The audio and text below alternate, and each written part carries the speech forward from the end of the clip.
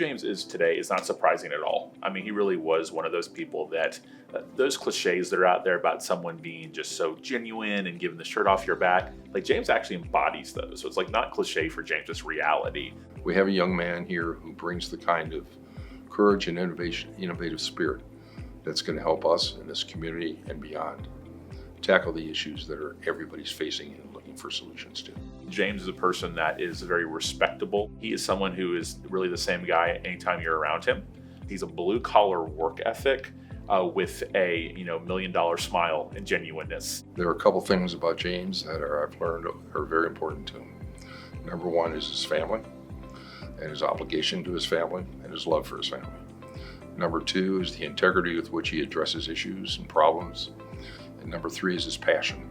He has a tremendous passion for change, especially in an industry that he knows a lot about, which happens to be the construction industry.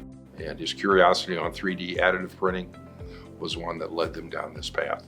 I think James is a good modern day example of what it looks like to do things the right way and to have success based on the right things that actually really matter. Your family, your work ethic, your work that you've created, the respect you carry. He became very sensitive over the years to things like the costs that were being used in a lot of construction projects that were not necessary. He looks for better ways to do things, not just more profitable ways. When they finally brought in the printers and started actually printing a 3D home, and I mean literally printing a home that someone would eventually live in, it provides a whole new avenue to how you can build at less cost, but with higher resiliency for the less maintenance, less energy costs, and that's what he is focused on.